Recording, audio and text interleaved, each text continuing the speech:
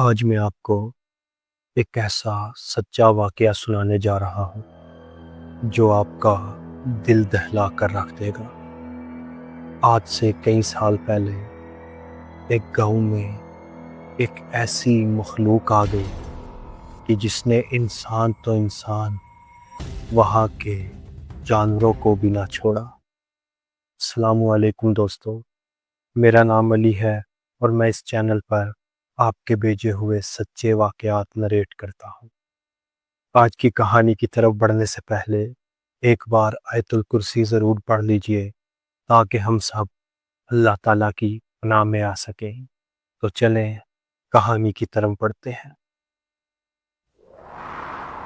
میں آپ کو اپنی پہچان کسی وجہ سے نہیں بتا سکتا، لیکن جو کہانی میں آپ کو سنا رہا ہوں یہ میرے دادا نے ہمیں سنائی تھی۔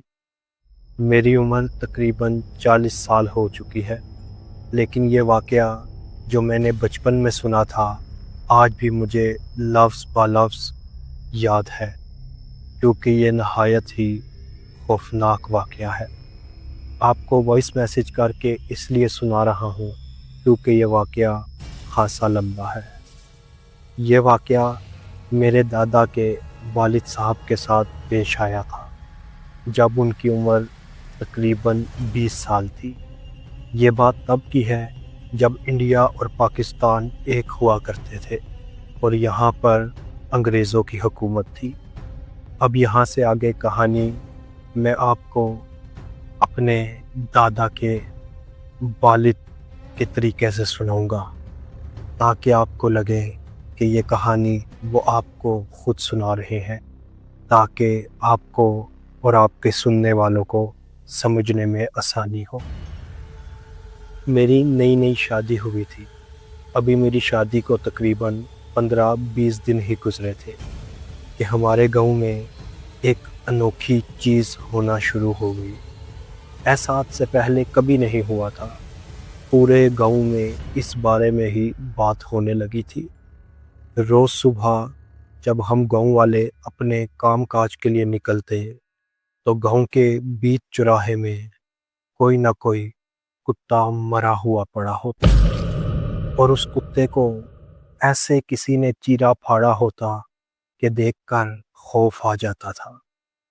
پہلے تو کچھ دن کسی نے اس بات پر اتنا دھیان نہیں دیا کہ ہو سکتا ہے کوئی جنگلی جانور آ کر ایسا کر جاتا ہو، لیکن جب کچھ دن تک لگاتار ہی ایسا ہوتا رہا تو یہ بات توجہ کا سبب بن گئی کہ روز اسی ہی جگہ پر کوئی کتا کیوں مڑا ہوا پڑا ہوتا ہے۔ اگر کوئی جنگلی جانور ایسا کرتا ہے تو وہ اس کو مکمل طور پر کھاتا کیوں نہیں، صرف چیر پھاڑ کر چھوڑ کر کیوں چلا جاتا ہے۔ اب پورے گاؤں میں اس کی باتیں ہونے لگی تھی اور ہر طرف تھوڑا بہت ڈر کا ماحول بنا ہوا تھا۔ میں ایک کھانے کے ہوٹل پر کام کرتا تھا جو کہ انگریزوں کے ہیڈ آفس کے بالکل باہر تھا۔ پورا دن اتنا زیادہ کام ہوتا تھا کہ تھکان کی وجہ سے رات کو بستر پر لیٹتے ہی نیند آ جاتی تھی۔ ایک صبح شور سے میری آنکھ کھلی۔ میرے گھر کے باہر کافی لوگ کھڑے ہوئے آپس میں باتیں کر رہے تھے۔ میں نے جب باہر جا کر دیکھا تو مجھے دیکھ کر بہت زیادہ حیرانی ہوئی کہ اس بار ایک کتا مرا ہوا بالکل ہی میرے گیٹ کے باہر پڑا تھا اور اس کو کسی نے بہت برے طریقے سے چیرا ہوا تھا۔ مجھے دیکھ کر بہت زیادہ حیرانی ہوئی کہ اگر میرے گھر کے باہر ایسی کوئی رات کو چیز ہوئی ہے تو مجھے آواز کیوں نہیں آئی۔ بہرحال میں نے گاؤں والوں کے ساتھ مل کر اس کو ایک سائڈ پر کیا اور گاؤں کی صفائی کی۔ میں نے جب اندر آ کر اپنی بیگم سے اس بارے میں پوچھا تو اس کو اس بارے میں کچھ بھی معلوم نہ تھا۔ بہرحال میں اپنے کام پر چلا گیا اور پورا دن دوبارہ کام کاج میں ہی گزر گیا۔ رات کو گھر آنے کے بعد میں اتنا زیادہ تھکا ہوا تھا کہ بستر پر لیٹتے ہی میری آنکھ لگ گئی۔ اگلے دن میری آنکھ کسی کے رونے کی آواز سے کھلی۔ جب میں وہ آواز سن کر فوراً اپنے گھر سے باہر نکلا تو میں نے دیکھا کہ ہمارے گاؤں میں ایک بزرگ میاں اور بیوی رہتے تھے جنہوں نے کچھ بھینسیں رکھی ہوئی تھی۔ وہ اس کا دودھ بیچ کر ہی اپنا گزارا کیا کرتے تھے۔ جب ان سے میں نے رونے کی وجہ پوچھی تو مجھے پتہ لگا کہ آدھی رات کو ان کے گھر میں کسی جانور نے گھس کر ان کی ساری بھینسوں کو مار ڈالا ہے۔ جب جا کر دیکھا تو دیکھ کر ہمارے پیروں تلے سے زمین نکل گئی کہ پہلے تو گاؤں میں کتوں کو کوئی جانور چیر پھاڑ کر چلا جاتا تھا، لیکن اس بار ان بیچاروں کی ساری بھینسوں کو کوئی سیم اسی طرح چیر پھاڑ کر چلا گیا تھا۔ ہمیں یہ سب دیکھ کر بہت زیادہ حیرانی ہوئی کہ یہ کسی ایک جنگلی جانور کا کام نہیں ہو سکتا کہ ایک ساتھ 4-5 بھینسوں کو ایسے برے طریقے سے مار کر چلا جائے۔ اور سوال ذہن میں وہی تھا کہ اگر کوئی جنگلی جانور یہ سب کر رہا ہے تو وہ اس کو کھاتا کیوں نہیں ہے، صرف چیر پھاڑ کر کیوں چھوڑ کر چلا جاتا ہے۔ ہم سارے گاؤں والوں نے فیصلہ کیا کہ آج رات کو ہم سب گاؤں کے الگ الگ چراہوں پر پہرا دیں گے۔ ہم نے الگ الگ 2-2 بندوں کے گروپ بنا لیے اور گاؤں کی ہر ایسی جگہ پر پہرا دینے کے لیے بیٹھ گئے کہ اگر کوئی جنگلی جانور آئے تو ہم اسے پکڑ کر مار سکیں تاکہ ہمارے گاؤں سے یہ نئی مصیبت ختم ہو۔ میں اور میرا ایک دوست جس کا نام شبیر تھا، ہم دونوں گاؤں کے ایک چوراہے پر بیٹھے ہوئے پہرا دے رہے تھے۔ سردی کی راتیں تھی۔ سردی کی شدت اتنی زیادہ تھی کہ ہمارے سانس لینے کی آواز بھی ہوا میں گونج رہی تھی۔ ہم نے اپنے قریب آگ لگا رکھی تھی اور اس کے پاس بیٹھ کر گپ شپ کر رہے تھے کہ اچانک میرا دوست شبیر، اس کو واش روم جانے کی حاجت محسوس ہوئی۔ وہ مجھ سے کہنے لگا کہ تم یہاں پر پہرا دو، میں 2 منٹ میں واپس آتا ہوں۔ ابھی وہ گیا ہی تھا کہ مجھے ایسے محسوس ہوا کہ جیسے گاؤں کی ایک گلی میں جس کے کنارے میں ہم بیٹھے تھے، گلی کے دوسرے نکڑ سے کسی کے چلنے کی آواز آ رہی ہے۔ میں نے چراغ کو جلایا اور اس اندھیری گلی کی طرف بڑھا۔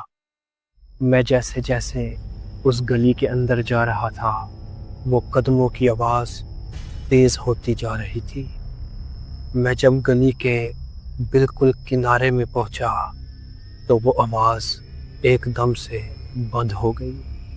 میں نے جب چراغ سے روشنی کر کر دیکھا تو وہاں پر میرے سوا بندہ نہ بندے کی ذات تھی۔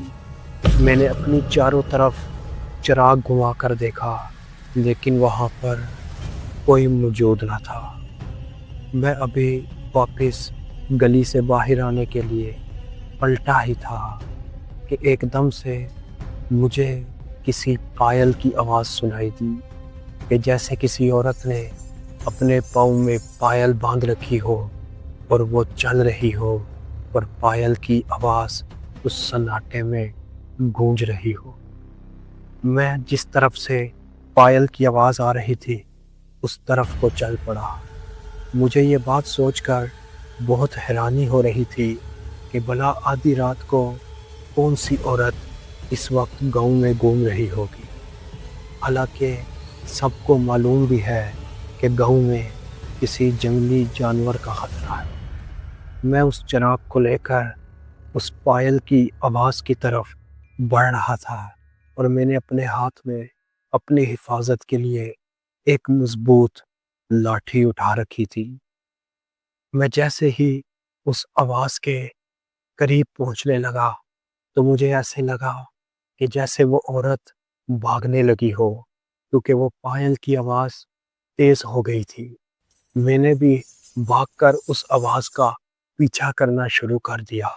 میں بھاگتا ہوا اس آواز کے پیچھے پیچھے جا رہا تھا کہ میں نے دیکھا کہ ایک عورت اتنی تیزی سے میرے قریب سے گزری کہ میرا دل دہل گیا۔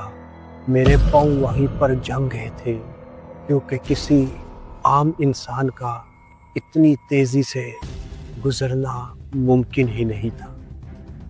دوستو، یہ کہانی کافی انٹرسٹڈ تو ہے، لیکن یہ واقعہ کافی لمبا ہے۔